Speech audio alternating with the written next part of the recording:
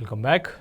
కాళేశ్వరం ప్రాజెక్టుల క్షేత్రస్థాయి పరిశీలనకు బీఆర్ఎస్ ప్రజాప్రతినిధుల బృందం సన్నద్ధమైంది.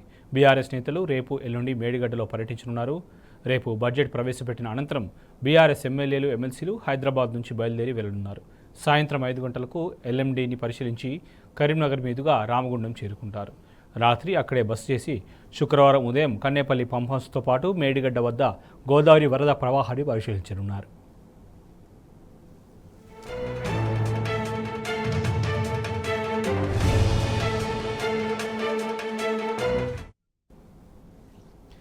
బడ్జెట్ ప్రవేశపెట్టిన అనంతరం ప్రత్యేక బస్సుల్లో బీఆర్ఎస్ శ్రేణులు ఎమ్మెల్యేలు ఎమ్మెల్సీలు కాళేశ్వరాన్ని సందర్శించినారు. దీనికి సంబంధించి మరింత సమాచారం మా ప్రతినిధి కరీంనగర్ నుంచి వేణుగోపాలరావు అడిగి తెలుసుకుందాం. వేణుగోపాలరావు, చెప్పండి.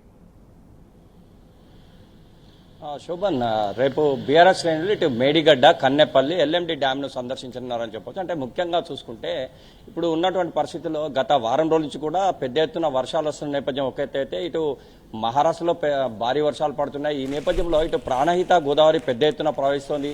అంటే గత 2-3 రోజులు చూసుకుంటే 9 లక్షల పైగా నీరంతా కూడా ఇటు 85 గేట్లు ఓపెన్ చేసిన నేపథ్యంలో సముద్రంలో కలిసిన శోభన్. ఈ నేపథ్యం ఒక ఎత్తు అయితే ఈ రోజు కూడా 7,87,000 క్యూసెక్కుల నీరు కూడా సముద్రంలో కలిసిన నేపథ్యం. ఈ నేపథ్యంలో అంటే బీఆర్ఎస్ శ్రేణులు అంటే రేపు కరీంనగర్ అన్నారు. కరీంనగర్కి వచ్చిన తర్వాత ఇటు ఎల్ఎండిని సందర్శిస్తారు. ఎల్ఎండి కూడా అంటే ముఖ్యంగా చూసుకుంటే ఎల్ఎండి చివరి ఆయకట్టు నల్లగొండ వరకు కూడా నీళ్లు ఇచ్చినటువంటి నేపథ్యం ఉండేది ఒకప్పుడు. కానీ ప్రస్తుతం చూసుకుంటే అందులో 5 టీఎంసీల నీరు మాత్రమే ఉంది. అంటే 24 టీఎంసీల కెపాసిటీ గల ఎల్ఎండిలో ఈరోజు మనకు చూసుకుంటే 5 టీఎంసీల నీరు మాత్రమే నిల్వ ఉందని చెప్పొచ్చు శోభన్.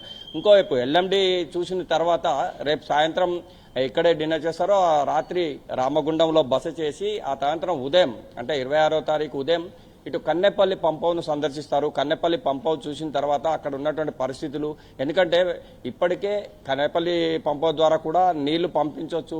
అంటే గత సంవత్సరం చూసుకుంటే బీఆర్ఎస్ సర్కార్ ఉన్నప్పుడు తొలి సీఎం కేసీఆర్ ఆనాడు అంటే ప్రతి ప్రాజెక్టు కూడా మేడిగడ్డకు సంబంధించినటువంటి నీటి ద్వారా నింపిన నేపథ్యం. ఎందుకంటే అన్నారం, సుందిల్లా, ఎల్లంపల్లి, ఇటు రాజరాజేశ్వర ఎల్ఎండి కావచ్చు, ఇటు అన్నపూర్ణ, ఇటు రంగనాయక సాగర్, మల్లన్న సాగర్ వరకు కూడా రైతులకు ఇటు సాగు తాగు నీరిచ్చినటువంటి పరిస్థితి. కానీ ప్రస్తుతం చూసుకుంటే మాత్రం 19, 20, 21 పిల్లరు రిపేర్లో ఉన్న నేపథ్యం అని సాకు చెప్పి దీన్ని రిపేర్ చేయలేదంటూ కూడా బీఆర్ఎస్ శ్రేణులు మొదటి నుంచి కూడా చెప్తున్న నేపథ్యం మనకు కనిపిస్తోంది శోభన్. ఎందుకంటే దీనికి ముఖ్యంగా అంటే ఇప్పుడు ఉన్న పరిస్థితుల్లో 9,87,000 క్యూసెక్లు అంటే గత వారం నుంచి కూడా పోతున్నాయి. ఈ రోజు కూడా ముఖ్యంగా అంటే 7,87,000 క్యూసెక్ల నీరు సముద్రంలో కలుస్తున్నట్టు. అంటే తెలంగాణ రాష్ట్రం అంటే ముఖ్యంగా అంటే సముద్రంలో నీళ్ళన్నీ కూడా కలిసిపోతున్నాయి. ఈ నీళ్ళన్నీ కూడా ప్రతి చుక్కని వడిచిపట్టుకుని తెలంగాణ బీళ్లకు మళ్లించాలనే లక్ష్యంతో మేడిగడ్డ ప్రాజెక్టు నిర్మాణం జరిగిందని చెప్పొచ్చు శోభన్. అంటే ఈ పిల్లర్ల రిపేర్ విషయంలో కూడా కాపర్ డ్యామ్ నిర్మాణం చేపట్టి దానికి సంబంధించి కూడా ఈ 3 పిల్లర్లను కనుక త్వరితగతిన రిపేర్ చేసినట్టయితే ఈరోజు పోతున్న నీళ్ళని సముద్రంలో కలిసిన నీళ్ళని కూడా ఆపి ప్రాజెక్టులు కూడా నింపే అవకాశం ఉండు. కానీ అది త్వరితగతిన పనిచేయక మరోవైపు ఇటు కాలయాపన చేయడము మరియు కమిటీలు వేయడం, ఈ కమిటీల ద్వారా కూడా టైం అంతా వృధా అయిన నేపథ్యంలో నీరంతా వృధా పోతుంది. కనుక ఎట్టి పరిస్థితుల్లో దీన్ని త్వరితగతిన బాగు చేసినట్టయితే మాత్రం ఈరోజు ప్రాజెక్టులే కాదు, ఇటు చెరువులు కావచ్చు, కుంటలు కావచ్చు కూడా జలకళను సంతరించుకుంటుండేవి. కానీ ఈరోజు మాత్రం నాడు సమైక్య రాష్ట్రంలో కనుక నీళ్లైతే ఏ విధంగా సముద్రంలో కలిశాయో ఈ రోజు కూడా వచ్చిన ప్రాణహిత గోదావరి నీళ్లన్నీ కూడా సముద్రంలో కలుస్తున్నటువంటి పరిస్థితి మనకు స్పష్టంగా కనిపిస్తుంది శోభన్. ఈ నేపథ్యంలోనే బీఆర్ఎస్ శ్రేణులు ఎమ్మెల్యేలు కావచ్చు, ఎమ్మెల్యేస్ కావచ్చు అంటే ప్రతి ఒక్కరు కూడా రేపు మేడిగడ్డను సందర్శిస్తారు. అక్కడ రైతులతో మాట్లాడతారు, కన్నెపల్లికి వెళ్తారు, కన్నెపల్లిలో మాట్లాడతారు. ఎందుకంటే కాంగ్రెస్ ప్రభుత్వం వచ్చిన తర్వాత దీన్ని త్వరితగతిన రిపేర్ చేసినట్లయితే అంటే గత సంవత్సరంలో జలకళను సంతరించుకున్న ప్రాజెక్టులన్నీ కూడా ఈరోజు వెలవెలపోతూ కనిపిస్తున్నాయి. అంటే 27 టీఎంసీలు ఉన్నటువంటి మిడిమానేరు రాజరాజేశ్వర బ్యారేజ్ ఈరోజు 5 టీఎంసీలు మాత్రమే ఉన్నటువంటి పరిస్థితి.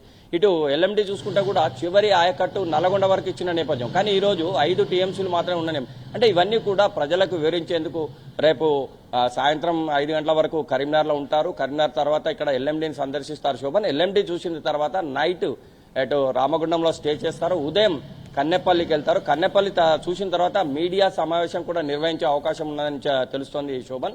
ఇక్కడ మీడియా సమావేశం నిర్వహించిన తర్వాత మేడిగడ్డని పరిశీలిస్తారు. ఆ సాయంత్రం కూడా అవసరం అనుకుంటే అక్కడ కూడా మాట్లాడే అవకాశం ఉంది.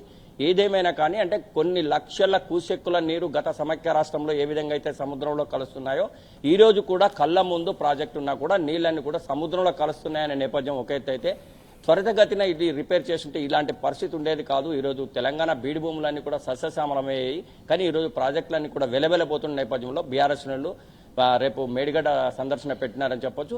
అంటే రేపు సాయంత్రం 5 గంటలకు కరీంనగర్ వస్తారు. ఆ తర్వాత నైట్ రామగుండం చేసి రేపు ఉదయం అంటే ఎల్లుండి ఉదయం కన్నెపల్లి మేడిగడ్డ సందర్శిస్తారు. శోభన్.